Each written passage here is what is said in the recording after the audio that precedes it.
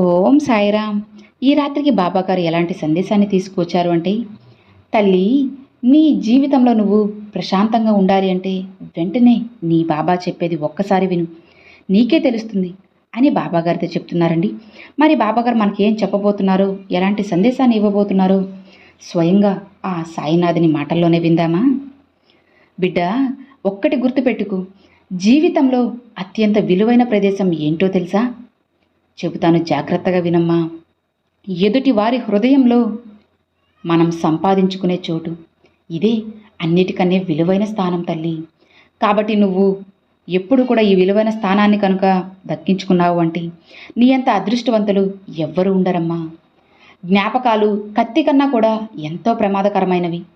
కత్తి అనేది మనిషిని ఒక్కసారే చంపుతుంది బిడ్డ, కానీ జ్ఞాపకాలు మాత్రం క్షణక్షణం ప్రతి నిమిషం పొడిచి పొడిచి చంపుతూనే ఉంటాయి. కాబట్టి కాస్త జాగ్రత్తగా ఉండు.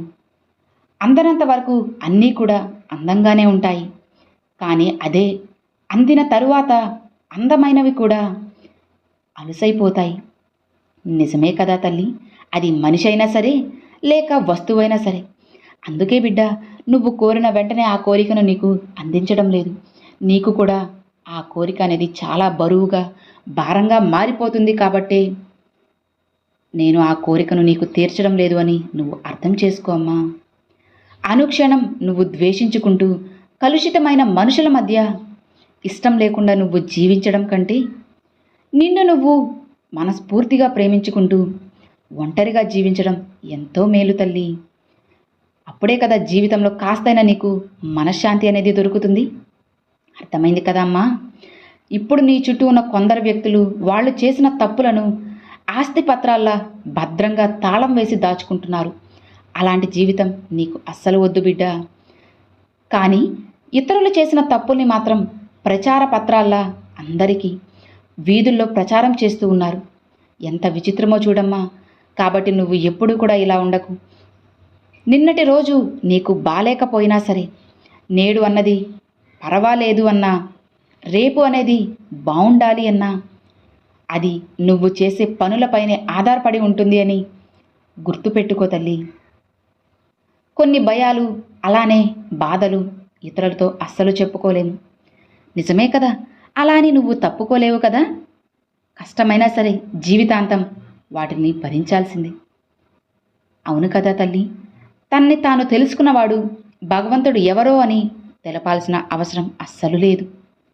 గొప్ప గొప్ప స్థాయికి చేరుకున్న వాళ్ళందరూ ఎప్పుడూ కూడా అక్షరానికి తలవంచిన వాళ్లే కదా.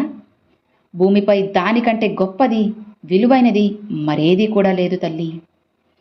గుర్తుంచుకో అమ్మా, మంచితనం అంటే వృక్షాలదే కదా. ఆలోచించు.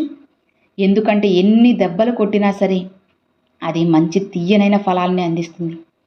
అంతేకాని మంచివాడికి తీయగా, చెడ్డవాళ్ళకి చేదు ఫలాలను ఎప్పటికీ కూడా ఇవ్వదు కదా. కాబట్టి నువ్వు కూడా మంచి వాళ్ళతో చెడ్డవాళ్లతో ఎప్పుడు కూడా ఒకేలా ఉండు. అది నిన్ను, నీ జీవితాన్ని ఎంతగానో మారుస్తుంది. అర్థమైంది కదా నీ బాబా నీకు ఏం చెప్పాలి అనుకుంటున్నారో, ఏం చెప్పబోతున్నారో అనేది. నువ్వు ప్రశాంతంగా మనసుని హ్యాపీగా ఉంచుకోవాలి అంటే ఎప్పుడు కూడా ఇలాంటి విషయాలలో అస్సలు అజాగ్రత్తగా ఉండకు. జాగ్రత్తగా ఉండు. ఖచ్చితంగా నీకైనా మంచి అనేది తప్పకుండా జరుగుతుంది. ముందు నిన్ను నువ్వు అనుసరించుకో బిడ్డ. ఆ తరువాతే నువ్వు నీ ఎదుటి వారిని అనుసరిస్తూ ఉండు. గుర్తుంచుకోవాల్సిన విషయం ఏంటి అంటే, నిన్ను నువ్వు అర్థం చేసుకుంటే చివరికి ఆ ప్రపంచమే నిన్ను అర్థం చేసుకుంటుంది. ఆఖరిగా ఒక్కటి చెబుతాను వినమ్మా.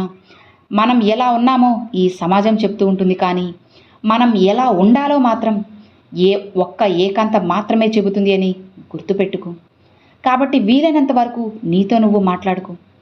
ముందు నీకు నువ్వు సరైన సమాధానాన్ని ఇచ్చుకుంటే ఖచ్చితంగా నీకు మంచి జరుగుతుంది. నీ సాయి మాటలు నీకు అర్థమవుతున్నాయి కదా.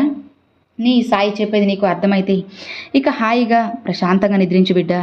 నీ బాబా నీకు తోడు ఉండగా ఇక నీకెందుకు తల్లి దిగులు చెప్పు. నీ సాయి ఈరోజు నీ కోసం తీసుకొచ్చిన ఈ సాయి మాటల్ని అస్సలు నిర్లక్ష్యం చేయకు. నిర్లక్ష్యం చేశావు అంటే నీ అంతట నువ్వే బాధపడాల్సి వస్తుంది. కాబట్టి జాగ్రత్తగా ఉండమ్మా. ఎప్పుడు కూడా అస్సలు అజాగ్రత్తగా ఉండు. ధైర్యంగా ఉండు. నీ సాయి తండ్రి ఎప్పుడూ నీకు ఏదో ఒక సంకేతాన్ని, సందేశాన్ని పంపుతూనే ఉంటాను.